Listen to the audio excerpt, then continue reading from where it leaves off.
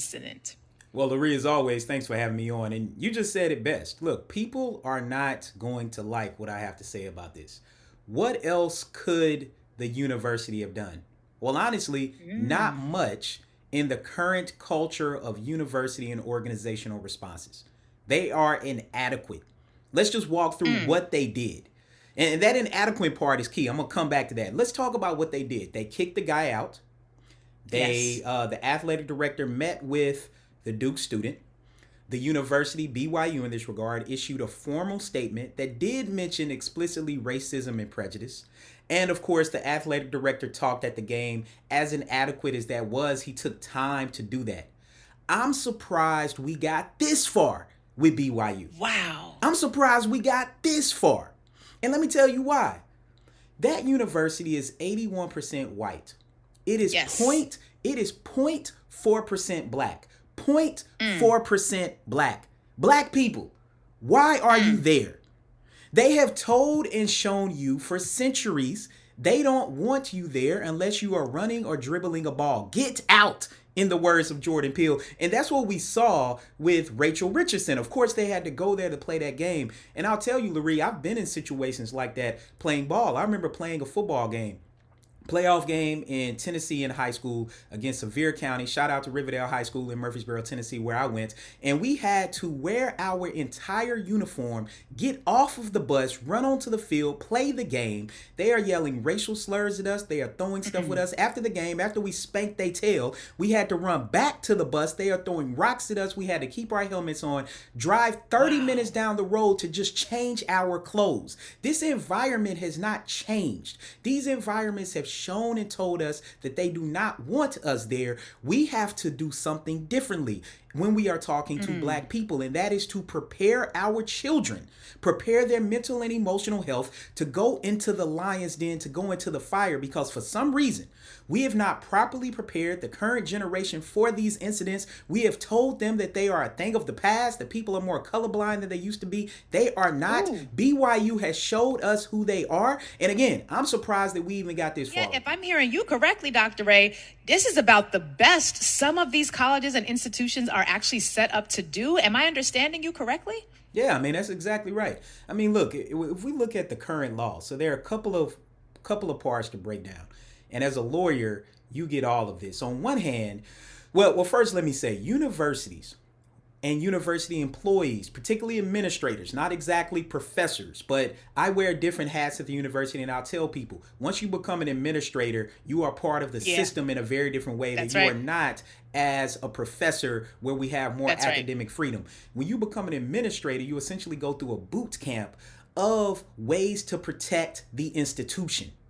So the athletic director's words were purposeful because he came back out the next day and made those statements. He was being careful to not say racism until the university got on board with saying that, which is why the official statement came out and used racism and prejudice, because they had consulted with their general counsel that said, okay, I think we're going to be okay with protecting ourselves from legal ramifications because we kicked the person out. We did what we were supposed to do. So after the person was identified by the Duke players, mind you, and you know this as a lawyer, that this is the legal process, right? So now if the team or this player wanted to have some sort of legal recourse, which will probably be civil in nature, unless of course they can justify that it was actually some sort of threat to their own being, which we know that it was, but now that has to be proven. Now that civil proceedings will go to that person who was kicked out and not to BYU, because they will say, now that doesn't mean that they still can't include BYU. I think they would, but BYU would say, we put a police officer there. No one was physically harmed. We met with them Right. afterwards. So that's the first part. The second part is the reason why universities can do that is because our hate crime laws are woefully inadequate. Our hate crime laws need to be strengthened. As I've mentioned before on your show, we need the Lieutenant Collins the third law, which is in the state of Maryland, where it says that any protected clause that a person uses to vilify someone else, it can be considered hate. BYU, Utah, they definitely don't have that. I mean, that's nowhere on the radar. So part of what we have to realize is, I think as a professor, as a person who's been in the academy for roughly 20 years, there's been a lot of progress made. not as much as we want, but this is what we have currently. And if we want to do something about it, we can strengthen hate crime laws, and then university law will follow. Why is that? Because BYU is a state university. Where I work is a state university, right? So you are under state laws. And so you understand that from a legal standpoint, that doesn't hide the fact that this student, these other three black players, it was 4 of them on the Duke team, as well as their white teammates, felt vilified and threatened and uncomfortable there. But that is where we are legally. Look, well, I can tell you without a doubt, Lurie, 0.4% of a student population being black is no way I'm letting my boys go there. With that being said, I'm a big proponent of going where the money is. Because if you don't have to pay for your undergraduate degree, and we talked about this, before about student loans and other things, well, then all of a sudden that gives you the ability to come out of school without debt. So I get that. You want to go to the place where you can get your undergrad degree covered. But, of course, a lot of students are having to compromise those decisions. So one of the big things that I suggest is apply to 10 schools. This is my method. It's the 3-4-3 method. You apply to 3 schools that you will run to. So, Lurie, if your kids got into this school, you'd be like, Ray, I'm gone. Like, we run into the school right now. I'm hopping off of my own show to run to these schools. Then 4 schools that make sense, right? Because of what your child wants. The area, is it urban, is it suburban, is it large, is it small, what do they focus on? And then 3 schools they should get into. So you want to give yourself options. Oftentimes what we do is we only apply to the state school or the state school that's close by, without realizing that a lot of private schools and smaller schools actually offer better financial packages because they're private, so they have donors that can give them money. So I think that's part of it. The BYU students that have come on, I'm sure they're going to say things that I've heard a lot before. And you noted it. This is a key point. We talk about these universities as being safe. I've been on a lot of universities, probably hundreds of them at this point. None of them are safe. They're not safe for students that look like me and you. These are brave spaces that our kids are walking into. Sometimes it's still being some of the first if they're majoring in engineering or nursing or computer science, where they are still being put in an environment that is toxic. And so what we have to realize is we have to help prepare them to be brave instead of feeling safe. The only space I feel safe is at my own house and my grandmama's couch.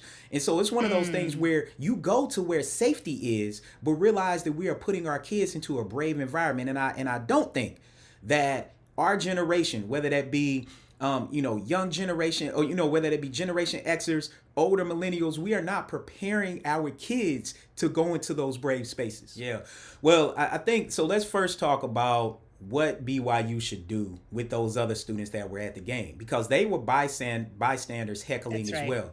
We can't let them off the hook, and we can't definitely act like that it was only one person. I mean, we got to think about, so the one person who isn't the student is the one that they try to say was doing that bull crap, right? So what they have to do is they have to become what I call racial equity learners. We have to learn about it. This is the same thing that we have to do with our kids. They're not going to learn this in school. And it also extends well beyond just thinking about Black history. It also deals with the Black present. That means connecting them with the alumni at these schools about what they went through. So when you go visit a school, you need to say, I need to go to the Black Culture Center. I need to connect with Black alumni. So next time a student is planning to come to Penn State, guess who they should be reaching out to? You, through the Black Studies Department, for you to tell them what they're about to get into. So that's one part of it. The other part is then at these universities, we have to teach students how to be what you've heard me say before, racial equity advocates. That looks like bystander intervention training. I also have no doubt that there were white students at BYU who heard this at the game and did not agree. And they do not have the capacity to respond in that moment, nor should Richardson have to take the onus to respond herself. And so the third thing we have to do is we have to do what Denzel Washington said in The Great Debaters. We have to help our children find, take back, and keep our righteous mind. That means preparing them mentally and emotionally. See, we know they're smart. See, this isn't about how smart they are. This is about whether or not they have the mental and emotional aptitude to deal with racism on a regular basis, because they will deal with the series of microaggressions. They will deal with overt racism, police officers following them. They will deal with teachers not thinking they are smart. And we have to do more than simply say, oh, you're good enough and you're smart enough. We already know that. That's not going to cut it. And part of it means, I want to go back to this point, is putting them around people who have already been there. So as an example, I have a student. His name is Ruquan Brown. He's phenomenal. You should have him on your show. This brother is at Harvard. Yeah, this brother is at Harvard doing his thing, played football at Harvard. Now he's a student there doing his thing. And when he went to Harvard, we already knew what he was going to go through. He was coming from D.C., right? He was coming from D.C. He played football with Deion Sanders in Texas before he came to D.C. He's going to Harvard. This dude, 4 point something, student class president who just happens to run a 4.340. This brother is amazing, right? When he goes to Harvard, what did we do? We surrounded him. We built him a community. I connected him with the professors I knew, the administrators that I knew. I connected him with alumni. I connected him with people in Boston. And I said, when you need something, Ruquan, you better reach out to them. And they have surrounded him and helped him navigate that environment. And that's what we have to do. We have to form a cocoon around our kids to allow them to bloom into the butterflies that we know they can be. Woo! Dr. Ray, this is why I knew you would help talk me off the ledge space. Yeah, well, people can connect with me on social media at Sociologist Ray. The other thing I'll say is resiliency is needed. See, when we learn about the past and we know what our ancestors went through, some of what we going through isn't as crucial. Sometimes it can be, right? Don't get me wrong. But resiliency is key. We have to put that into our kids. We must. Dr. Ray, thank you for being here. This was a great kickoff to this conversation.